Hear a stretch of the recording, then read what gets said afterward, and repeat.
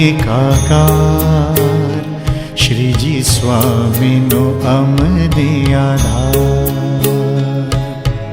ઓમ એકાકાર શ્રીજી સ્વામીનો અમને આધાર. પાર બેડો પાર યોગી બાપા લગાવે બેડો પાર. ઓમ એકાકાર શ્રીજી સ્વામીનો અમને આધાર. ઓમ એકાકાર શ્રીજી સ્વામીનો અમને આધાર.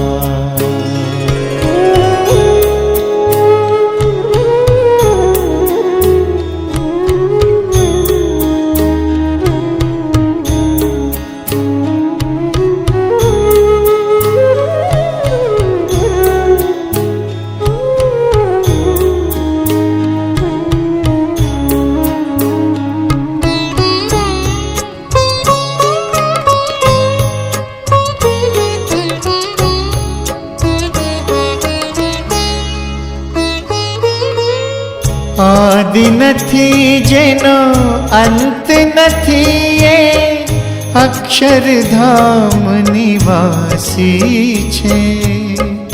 આદિ નથી જેનો અંત નથી એ અક્ષરધામ નિવાસી છે. ઓમ એકાકાર શ્રીજી સ્વામીનો અમને આધાર. ઓમ એકાકાર શ્રીજી સ્વામીનો. પછી આપણે બધા ભેગા થયા છીએ તો એના ગુણોનો ગુણોત્સવ કહેવાય આજે, કે બધાએ એના ગુણગાન ને મહિમાની વાતો કરી. કનુભાઈએ કીધું કે માં તે માં બીજા વગડાના વા. વાત તો 100% સાચી છે, પણ મારા માટે માં તે માં વગડાના વા નથી થઈ. એટલી બધી માં બેઠી છે ને કે સાહેબ દાદાએ મારા જીવનની અંદર જે પણ કંઈ કાર્ય કર્યું એમાંથી આ એક કાર્ય એ પણ છે કે આ બધા જે માવતર બેઠા છે ને એ મને માના જેટલો જ પ્રેમ આપે છે કે મને આજે શાંતા યાદ આવવા નથી દેતા. માં છે દેવી એટલે યાદ આવે, પણ કોઈ મને યાદ નથી આવવા દેતા. સાહેબ દાદાએ મારો જન્મ આજે પ્રગટ સત્પુરુષની ભક્તિવાળા કુટુંબ પરિવારમાં થયો છે તો હું મારી જાતને બહુ ભાગ્યશાળી માનું છું. કેમ કે શાંતિ દાદા મને આ વાત બહુ કહેતા કે બેટા આપણે બહુ ઉચ્ચ આત્મા હોય ને તો જ આવા સત્પુરુષનો જોગ મળે, તો જ આવો કુટુંબ પરિવાર મળે. ને સૌથી મોટી વાત અને જે પણ કઈ હું શીખી છું એ આ સંતો દ્વારા શીખી છું, આ વડીલોની દ્વારા શીખી છું. અને જે કોલ મને આપ્યો છે નિભાવ્યો.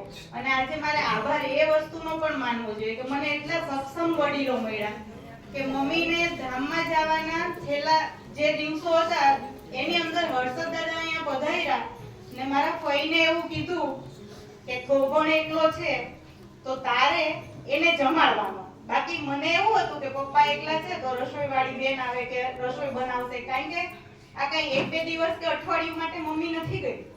પણ સાહેબ હર્ષદ દાદાએ જ્યારે વચન માંગ્યું કે માલતી તું થોભણને જમાડજે, આજે 1 વર્ષ થઈ ગયું છે. આ 1-2 દિવસની નહીં. એ માલતી કોઈ છે એ કોઈ 25 વર્ષની દીકરી નથી, એ 70-75 વર્ષની ઉંમરની સ્ત્રી. અને એના ઘરમાં દીકરાઓ પણ 12 છે, વહુઓ પણ 12 છે.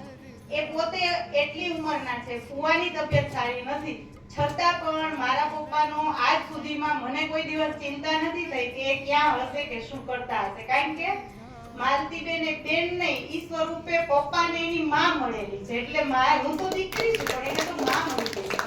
એટલે મમ્મીનો એ પણ એક ખાલીપો મને નથી લાગતો. બીજું અહીંયાના જે હરિભક્તો છે, મારી મમ્મીએ નાનપણથી સંતો અને હરિભક્તોનો કોઈ દિવસ મને ભેદ જ નહોતો શીખવાડ્યો.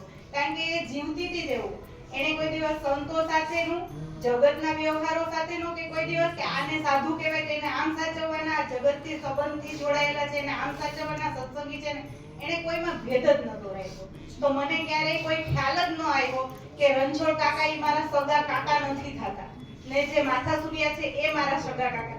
દરેક સંબંધોને હું એવી રીતના જીવી છું કે આ સંતો મને મારા પોતાના જ લાગે છે, તો આ હરિભક્તો પણ મને મારા પોતાના જ લાગે છે. તો બસ આ એક જ વાત છે કે એનો રાજીપો છે. સાહેબ દાદા મમ્મી ધામમાં ગઈ અને એના અગ્નિ સંસ્કાર કરવાની જ્યારે વિધિ થઈ તે વખતે આશીર્વાદમાં બોલ્યા કે શાંતા તો મુક્ત હતી, તો મુક્તાત્મા જતી રહી, પણ બેટા તારી સાથે આ સંતો અને હું હંમેશા જોડાયેલા છીએ. તો આજે વરસ થઈ ગયું, પણ વરસના અંતે પણ મને કોઈ દિવસ એવું લાગ્યું નથી કે મમ્મી નથી. પલે પલે મારી સાથે સંતો માણાવદરના હોય, વિદ્યાનગરના હોય, કોઈ પણ જગ્યાએથી મારે કોઈ જરૂરિયાત પડી હોય તો સંતોએ અચૂક અને દાદાએ અચૂક એટલે સુધીનું કે જૂનાગઢ આવવા માટે રેલવે સ્ટેશનના પ્લેટફોર્મ ઉપર હોય ને દાદા મને વિડીયો કોલ કરીને કહે કે બેટા તું આણંદ સ્ટેશનમાં ઊભી રહીશ ને ટ્રેન એટલે તને ટિફિન મોકલાવી દેશું. હવે આ માં કરી શકે કે સાહેબ દાદા કરી શકે? તો મારે તો આ ભેદ જ નથી. શ્રીજી સ્વામીનો અમને આધાર. પાર બેડો પાર, યોગી બાપા લગાવે બેડો પાર.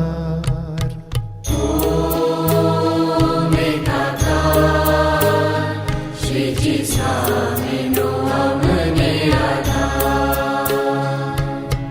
ઓ મેઘાકાર, શ્રીજી સ્વામીનો અમને આધાર.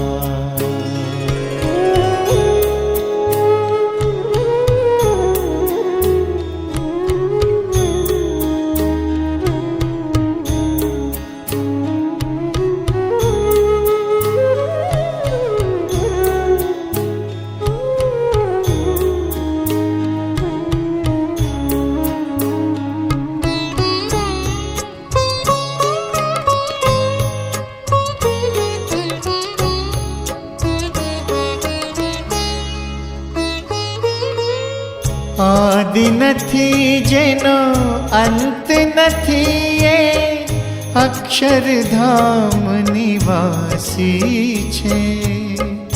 આદિ